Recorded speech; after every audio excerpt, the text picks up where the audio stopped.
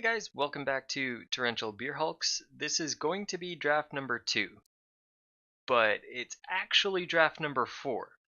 So funny story, I actually filmed a draft and went through the video editing process and managed to destroy the footage of my second draft, having already filmed a third draft and talking about the fact that that was going to be draft number 3. I figured the best way to fix this is just do draft number 4, but call it number 2.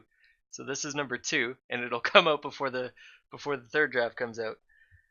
I won't get into how it was that I managed to destroy the footage because I think it's pretty silly. But being as though making videos and recording them and editing them and all that stuff is very new for me at this point. It makes sense that I would have done something like this. Anyway, if you really want to know, leave a comment and I'll, in a future video, say draft number 4 actual. I'll talk about it, but we're going to fire this up and open something awesome in our first pack that will solidify us in one direction, and it's going to be open. And then all of our matches are going to follow plan A. And plan A is our opponent gets mana screwed, and then we just win the game. And that will always be plan A. Plan B is we'll play some creatures, and plan C is we will top deck the removal when we need it. There is no plan D. This is the only way that we can win. Because we're gonna make misplays. It's just gonna happen. We really didn't miss much in the footage that I managed to destroy. I I drafted a lackluster vampire deck and went 0-3 with it. In my very first game of match 1, I managed to click through a combat step without declaring an attacker at a crucial point, which would have won me the game and possibly put me in a better position to win the match. Once that happened, I was full tilted. F-bombs were dropped. It wasn't a good scene. I mean, it was funny. The playback was funny when I was going through and editing it. I laughed my face off, but I don't know how enjoyable that would have been for you guys watching to watch somebody get slaughtered 0-3. Like I'm never not going to post a video because I played poorly or I did something stupid. If I'm sitting down to film one of these things, I'll always post the video regardless of how I do. And I assume other people who make draft videos do the same, because I mean it's not like you never see somebody lose a match or whatever. But my lost footage draft number 2 was exceptionally poor, just in how I played. I think I still have the third match. I haven't destroyed that one, and maybe the second match. So maybe one day we'll post those videos and we can post them separately, and you can kind of see where my head was at being full tilt. This is a seriously long queue. I don't feel like it normally takes this long. But I guess it's a weekday and it's a little bit later.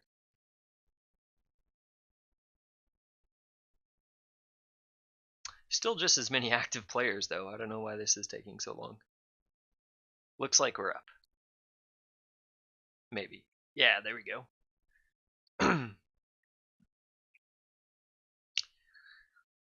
Okay. Path of Discovery. Looks like our rare.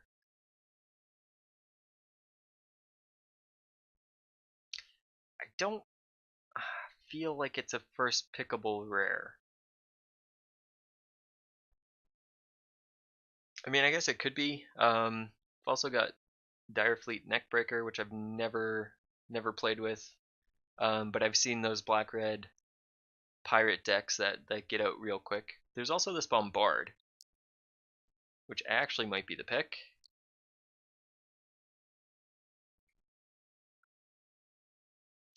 We haven't really played with red yet.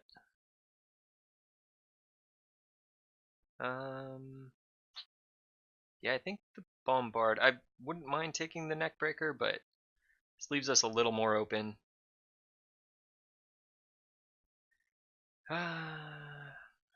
Sea-Torn Ceratops kind of puts us into a different set of colors. There's nothing really in here for us to kind of stay in red. Buccaneer's Bravado isn't a pick at this point, I don't think. There's this Forerunner of the Legion, which could be good. It kind of depends on getting a somewhat of a bomby vampire card, I think. Like, I don't know, you don't really want to be caught with it, you know, having it in just like searching a Dust Legion Zealot or something like that. So Legion Conquistador, which is fine. I think here we'll just take the Sea-Torn Ceratops and see what happens. Could also take this Water Knot. There's that Sailor Means deck that LSV and Marshall have been talking about. But I think we'll just draft the rare. See where that takes us.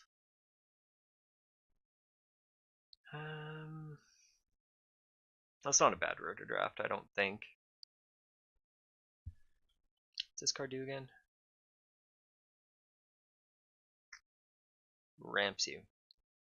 So we could go the dinosaur direction.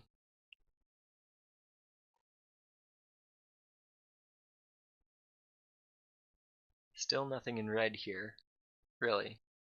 These are fine cards to pick up, but not third pick.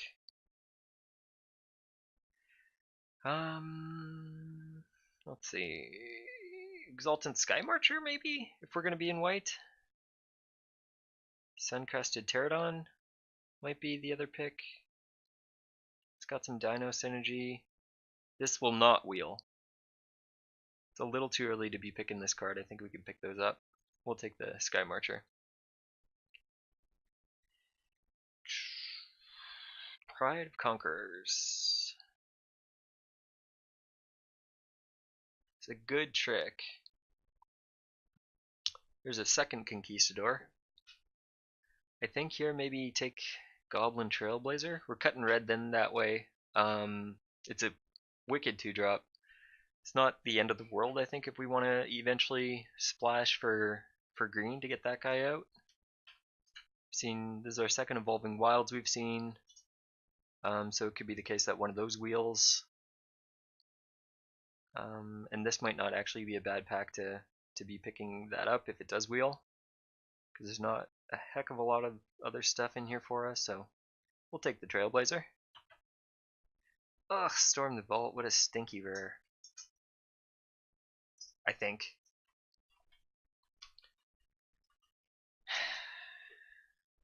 Yeah, splash red to play this card to get back blue mana.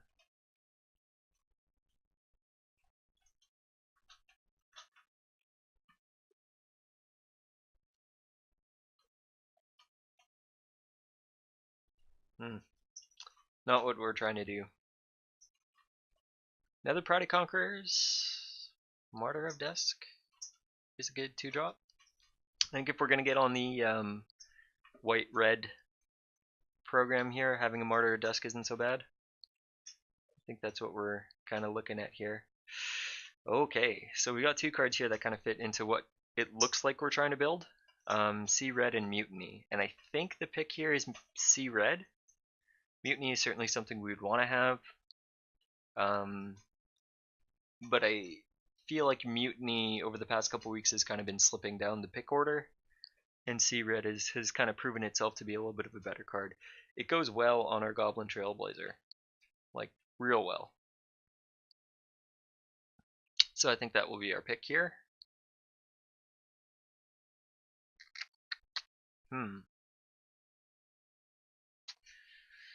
So there's nothing red or white in this.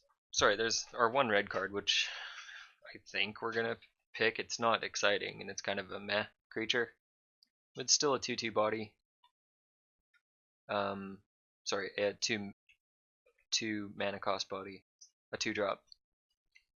Other cards that would have been good pickups if we were on that program. Crashing Tide is a pretty good card. Secrets of the Golden City is also good. I'm just gonna take this, cut red. Hopefully we can find some red in our second pack. The Brazen Freebooter, which is something we wouldn't mind having, but having a second Martyr of Dusk I think is gonna be better. So we'll take that for now. Chilling at Nolly's Crown, sure, we'll cut red. Get back a Buccaneers Bravado. The second Buccaneers Bravado? Kind of need to have more pirates if that's the case.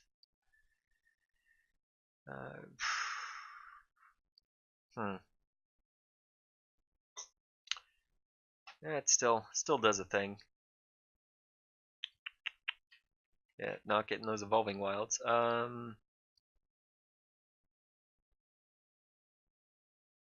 Is Strider Harness even a card? I don't know. We'll take it. Straight to the sideboard. Another crown, sure. Just take the mountain. Let somebody else have that. So we have 2-drops. A lot of them are replaceable though. This is questionable. We'll probably just throw him in the sideboard for now. Probably don't need to be running 2 Tillanelli's Crowns. Or 2 Buccaneers Bravado. Like those are probably both one-ofs. If we're gonna run them at all. Oh, Tetsamok! And Ravenous Chupacabra. Damn! Oh, the 2 best cards in the format. I guess we're going black, kids. We're not going to see that Chupacabra, but we are taking this Tetsamok.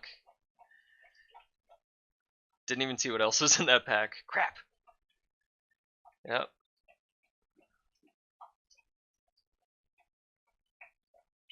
Why can't I just... sort by color. There we go. Jeepers. Well, maybe you should have taken that Neckbreaker first pick. Sorry if you can hear slopping in the background. That's my dog, Rommel the Mastiff. He is overly affectionate and a very large beast. And he drinks a lot of water, and he sounds like a cow when he does it. He's right around the 200-pound mark. He's quite a big lad.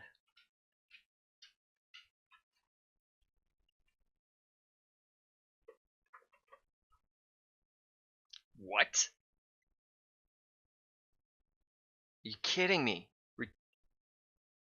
What do you take over Rekindling Phoenix? We get past a Tetsamok and a Rekindling Phoenix, or we open a Tetsamok, pass a Chupacabra, and then get past a Rekindling Phoenix? What is going on?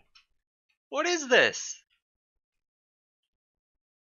That's stupid. What else is in here? We want this Needletooth Raptor, but not over a Rekindling Phoenix. That's insane. Oh my goodness. Direfleet Poisoner? Sure. We're in black now. Ugh. Man. Well, I guess it actually wouldn't be so bad to take this Forsaken Sanctuary. We could, well, I guess we have some good creatures here, but they're not must splash creatures by any means. But it still wouldn't be bad to pick one of those up. I think here the pick is between Fathom Fleet Border and Fanatical Firebrand. And I think just to get a little more presence on the board, we're going to take this. What are the odds we get another one of those? I feel like these go quicker. Yeah, we'll take this.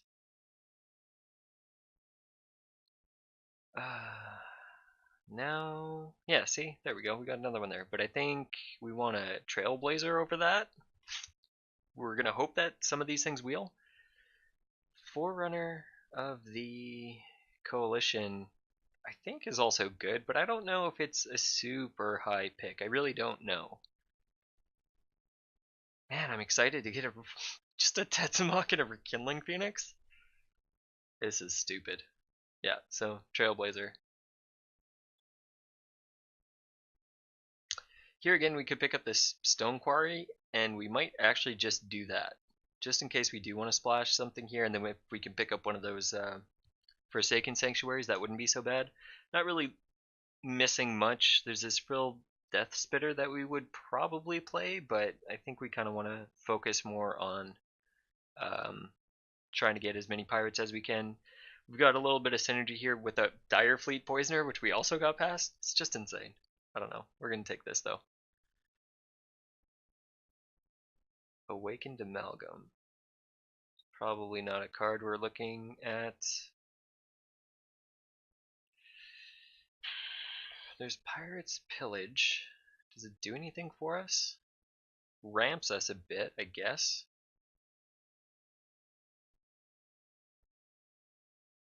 It's a bit slow.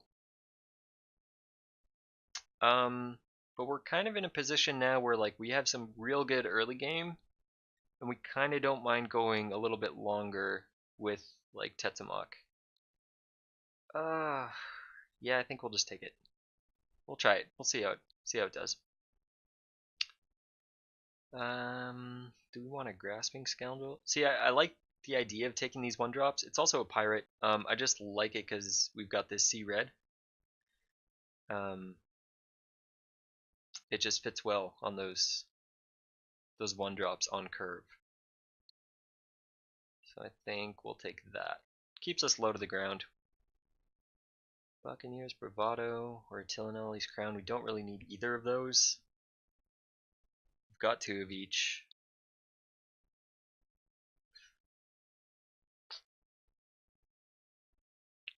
I think just take the Revenant here. Yeah, just take the Revenant. Might not play it, but it's something. What are the odds that we get? Are we really looking to ascend here? We have a lot of 2-drops, which could help, but kind of going to be playing those out as though they're gonna die off pretty quick. So also Horncrest, which is fine. Yeah, I guess we'll take the Dust Charger. See what it does.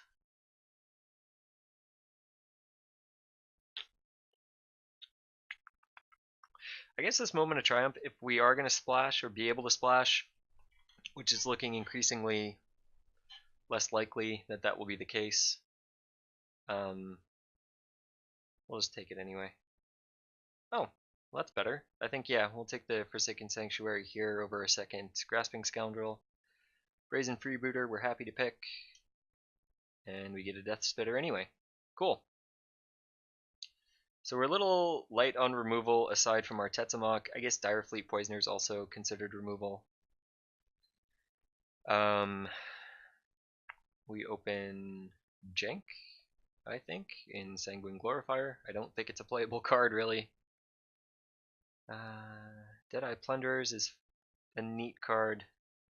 Blue's not something we're looking at getting into. Contract Killing, I think, is just where we're going to be here. I think it does all the things that our deck is kind of looking to do. Gives us a refund on mana with the 2 treasures it creates, which can help with our Tetzimok if we're hanging out in that position. I mean, we're 1 mana away anyway if we're able to cast this, but can still help maybe throw up some additional mana to get some counters on things. Yeah, I think that's what we're doing.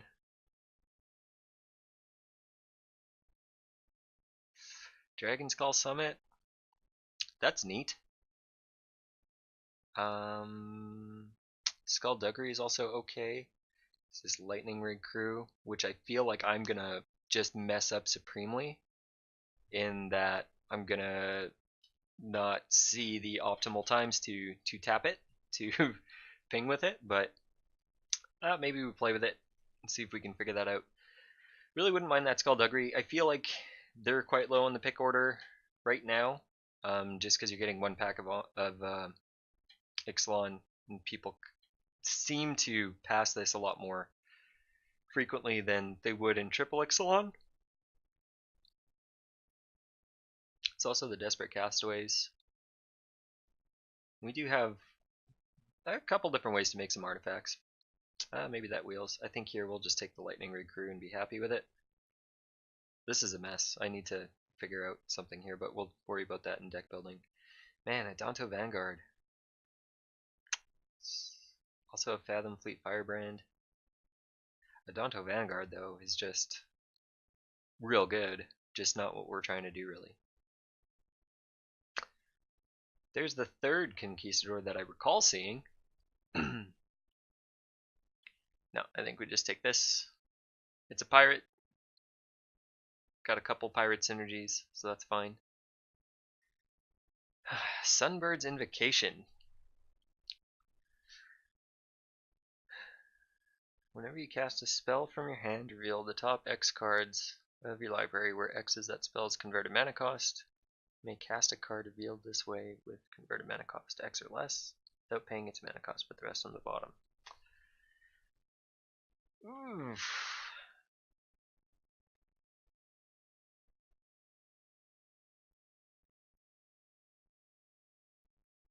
Start target non-basic land.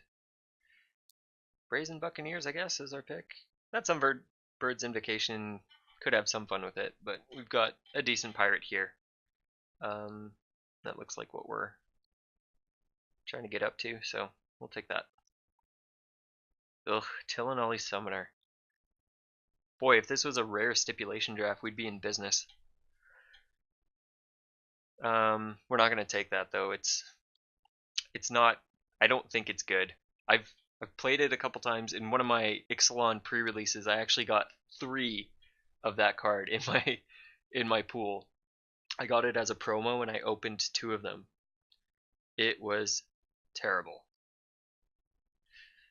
I think the pick here maybe is the Cutthroat. That's the one that yeah, destroys a creature. Yeah, so we can play with that. I think that'll be fine. Might not have to splash for white, and quite frankly, like, we don't have a lot that we really need to. That said, I mean, we could get something like a Vampire Zeal and then run that Moment of Triumph and then just have those as our splashes. It's a little risky though, and it just can make your deck so inconsistent. You're really relying on luck at that point. What do we have here? Dual Shot maybe? For the sideboard, or maybe main deck it? There are a lot of X1s running around. I think maybe we'll just take it. See what happens. A couple red cards in here, nothing that we're really looking for. That Desperate Castaways didn't come back because we're not on that pack yet, but it's a card that we'll take. Would have been nice to pick up like a Pirate's Cutlass. That would have been awesome. But here we are. +2. So Dinosaur Stampede could be a neat trick. Let's take these things and put them in the sideboard for now. So we've got 17 creatures, 9 other. Do we want the trick? Is it better than the tricks that we have? I think this is just going to be better.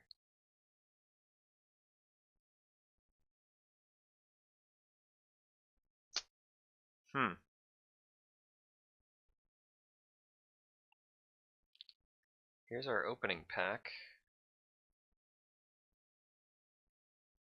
Do we want an S-Rocker? Not really. We've got 2 Trailblazers. I'm just going to take this Queen's Agent.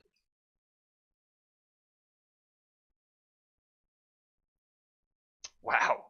Huntmaster came around. I haven't really been paying attention too much to dinosaurs. I've seen quite a bit of red dinosaurs, I guess, come through that we haven't really been looking at too hard, but maybe just the second Desperate Castaways. And then maybe there's a case to be made for the Strider Harness at that point if we're running 2 of those guys. Demystify for the sideboard if we're going to splash the white.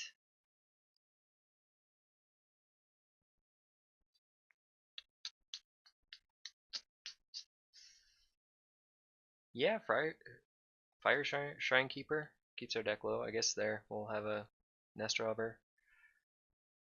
Gilded. No, somebody else can have it. I'll take a Swamp. Oh, and gifted a Frenzied Raptor. Okay.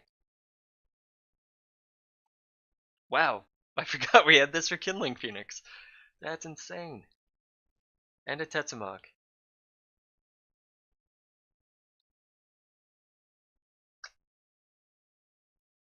And our curve is pretty low.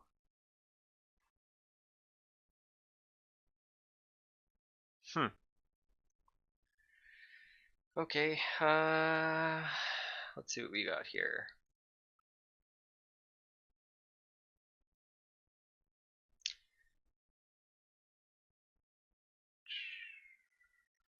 Sea Red is great. What does Tillinolly's Crown do? Deals the damage and then gives it +3/+0. So it doesn't work well on our X1s. But it goes fine on anything else. Gives a creature trample, which could be relevant.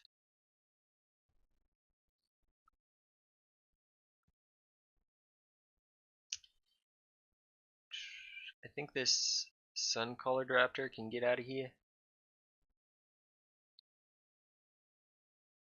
Desperate Castaways, Fathom Fleet. Yeah, our 2-drops look great. 1-drops look fine, which are essentially 2-drops. Keeps us real low. This Frilled Death Spitter can come out too. We don't need to be playing dinosaurs that we don't really need. Dusk Charger can probably come out. I think there's a case to keep the Vampire Revenant, just because the only other flyer that we have is Rekindling Phoenix, which I guess we don't mind blocking with. When it dies,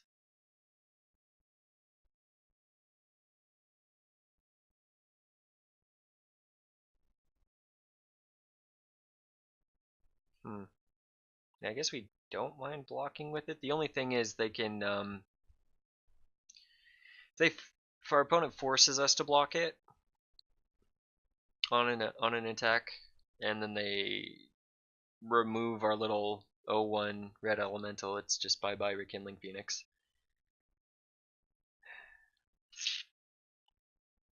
I think,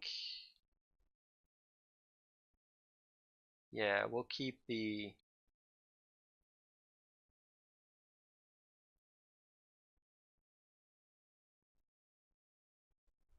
Vampire Revenant there.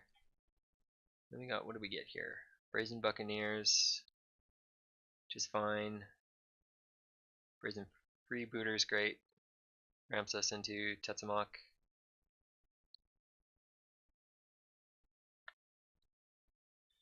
What do we have to cut here? Guess we don't really need our mana fixing here.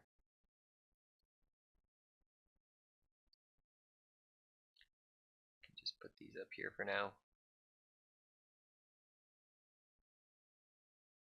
Is there a case to make for the Strider Harness? It's really slow and it doesn't do a lot, except turn on our Desperate Castaways. Make some 3/4s, which is make some good blockers. And I mean, I guess like we don't really need to equip them. It just as long as we have it on the battlefield. But we do have a lot of ways to make treasures here too. So like we've got Freebooter, Contract Killing, this Pirate's Pillage.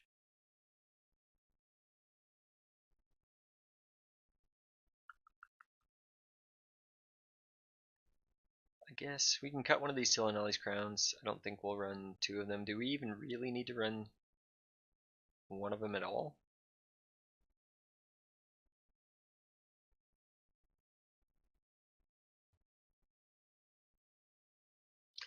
guess it makes it so that our like lightning rig crew could get in there, and then we can play pirates to give it vigilance, so then it could block something and kill it. So maybe that's not so bad. And I mean, it fits on anything else that's not an X1, which I guess, to be fair, isn't a lot of our stuff until we get up here. That could be relevant. Maybe there's a case to be made for it. So what are we at here? It's 25. I kind of want to mainboard this dual shot.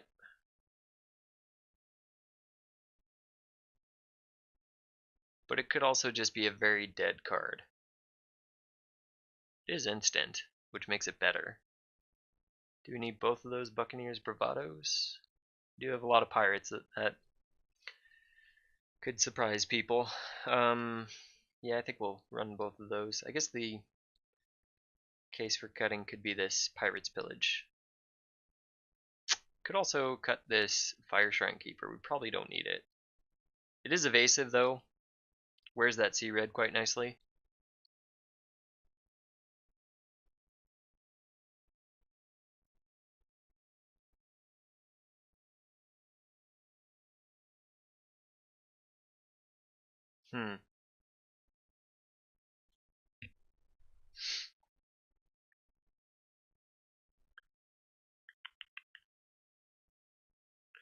I know you know what you would cut.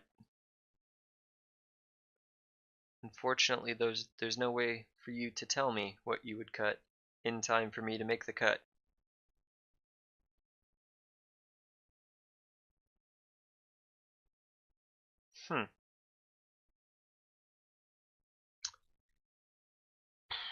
Yeah, cut the dual shot. Puts us to what? 24? Can we run 16 lands? Here? I don't know.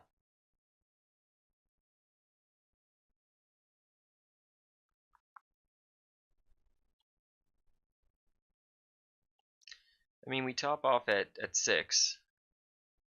You know what? I think we can. I think we can do 16 lands in this deck. I think it'll be fine. Because we have, like, our early game is on point. Mid game, we've got quite a bit going on. If we do get into trouble, we can, you know, get somewhere with some of our treasure making abilities. And like really, we're just trying to get up to 6 to get Tetsamok, which I don't feel like is going to be that hard. And a card like Pirate's Pillage can really help you get there too. You're drawing 2 cards off of it. It's a slow kind of.